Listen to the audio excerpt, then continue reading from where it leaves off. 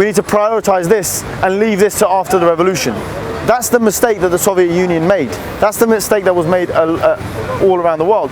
Women's rights will come with the struggle, from within the struggle. Gender equality will come from within the struggle.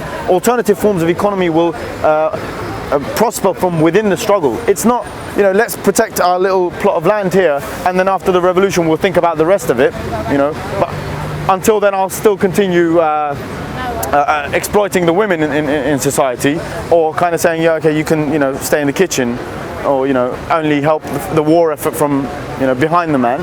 No, the revolution is now, and that's very, very important, I think. Sorry. Yeah, you said we had a common ground between what you're doing and what we're doing here in Occupy Democracy. Yeah. Your aims and some of your values, I see there is common ground, but I think there's one area where I think there's a huge difference.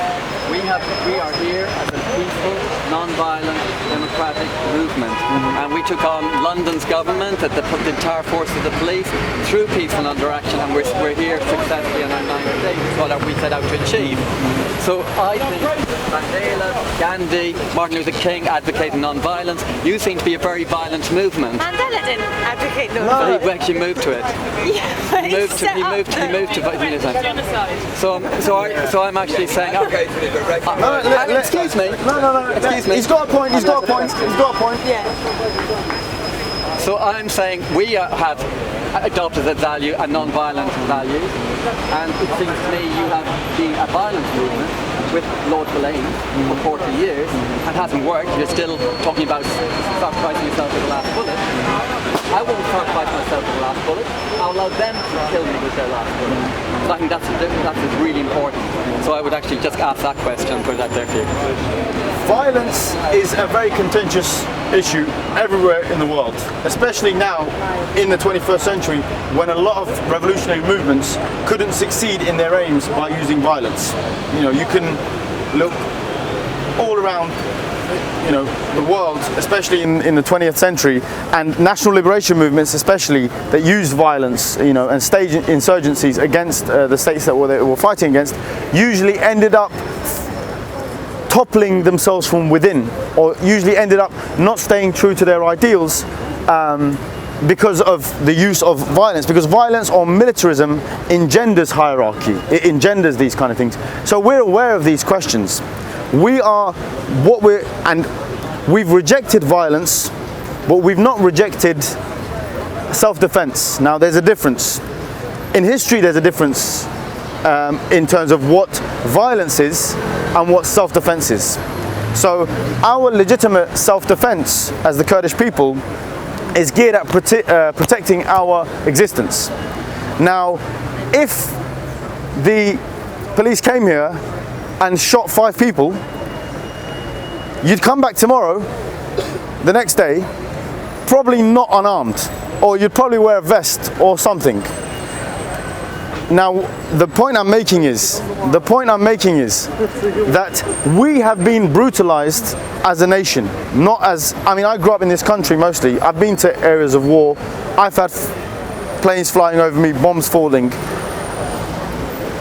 So I know what it would feel like to grow up as a child living in a war zone. When you've been brutalized, before it was the first thing that you thought about, taking up arms. Now the Kurdish movement is so enriched that everyone doesn't have to do that. The people who choose to do that. So now engaging in warfare, or engaging, as we call it, self-defense of the Kurdish people and their right to exist, their right to live, is a choice.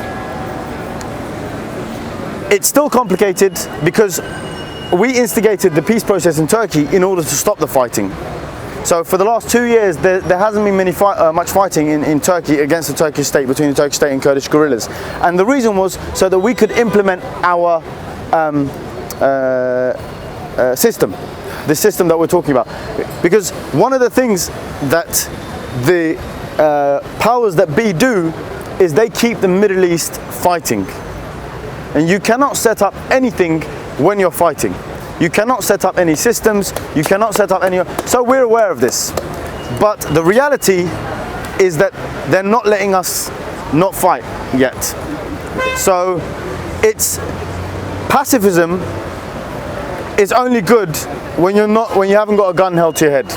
It only works when you haven't got a gun held to your head. Okay. So, you know, in the Middle East, I would personally ask you to go on a delegation or something like that and go and talk to the people. You will not find a Kurdish fighter who says, I enjoy or take pleasure in war. Okay. You won't. That's fine. Just some from last year. Sorry, I do agree with what Donovan saying that he has to ask that question. Somebody from last year saying they think of it as a white privilege that Donovan can actually ask that. No. I think it's a relevant question. I agree. I agree with Donovan's point that it's actually a good. Irish. Yeah, exactly. But anyway, that they're pointing out that the British people are the only ones never to have overthrown their elite. Because the last Peasant Revolt, British people did not succeed in actually, overthrowing them. The British people are the only ones who have never overthrown their elite. So that's from the live stream. So that's not mine. But anyway, I do agree with what that Donovan is actually should ask that question. And I would sort of, I don't see it as a white privilege. I see it as an ideological discussion, more so than a military one. We reject violence ideologically, but we don't reject self-defense. I agree with that. And the reason why we reject it ideologically is because we know that violence and militarism is anathema to the system that we want to create anyway. You can't create the system that we want to create using violence and using force. It's completely the opposite. But at the same time, like I said, there's an existential threat going at the moment. If we continue using violence when this threat is over, then you can come and say to me, you know, you're using violence, you continue to use violence, it's completely lost its purpose. I mean, the Mandela or the Martin Luther King or the other, you know, examples, Gandhi, you know, whilst Gandhi wasn't using violence himself, there were people who were using violence, and Gandhi was still working within that context and within that sociology where, you know, that violence was being used. So, you know, there are Kurdish movements who criticize the PKK for using violence, you know, but they still politic within the environment where the PKK are engaging in that violence. Do you know what I mean? So they use the conditions that violence is created. Sorry. Okay. Just that in Palestine. In Palestine, they are holding guns to people's heads, and there is a rather large non-violent movement there. But I empathise with what you're saying because it is quite a privilege to say that, because although Palestinian non-violent movement is huge, there is also a militant movement there too, and you can't control it just by saying it's a non-violent movement. It doesn't mean that you can control the individuals who choose to be violent when their mothers and their children are getting killed. So you can never sort of talk for a whole movement. But so I wouldn't be too defensive about that, is what I'm trying to sort of say. And also we have a lot more similarities that have not got to do with violence. Violence is not the end, the thing that bonds us, the non-violent, violent thing. It's the democratic autonomy, isn't it? Yeah. And the horizontality of, you know, and the decentralization of power is what I'm hearing that we bond with. Yes? Definitely. I mean, the thing is, like I said, it's not going to be an easy ride. You know, we'll become friends, you know, with a lot of people here, and then tomorrow you'll read something in the papers that completely goes against everything I've told you today, and you'll come and say to me, oh Mehmet, look, you know, you were saying this, but look, this is happening. And I'll say, right, the struggle continues, I'm fighting against that. The Kurdish movement now, the people who are fighting for what I'm talking about, there are people involved in this movement who are still nationalists. They're fighting for this system that we're going to create, but they're still nationalists. They think that the Kurdish people should have their own state. So, you know, sometimes when I feel less hopeful than I do most of the time, I think we can't be brothers and sisters with the Turks and the Persians and the Arabs. We can't. They're going to kill us. They're going to kill us. You know. But and you do have that. You do have that. You because it. You know, when your friend is killed or when your relative is killed, you think that's it. That's the end of it. You know, you think I need to go and fight. You know, I need to go and pick up the gun that they've left onto the floor. And it does have this, you know, reality to it, and that's war. I guess it's true. It is, of course. Yeah, apart from developing our own revolution transformative processes here, what else can we do from here to support the revolution process in the Kurdish region? Fantastic question. I should have spoken about that myself. One, the most important thing is to know about it, to continue following it, to continue reading about it. Two, if you guys formed a delegation and said, right, we want to go to one of these cantons and see it and report back, we want to take our cameras, make documentaries, you know, and you will find exactly that. We can facilitate this. We can facilitate this. There's the Kurdish Red Crescent. I know, you know, none of us are rich here, so, you know, but if you want to support financially, if you want to, you know,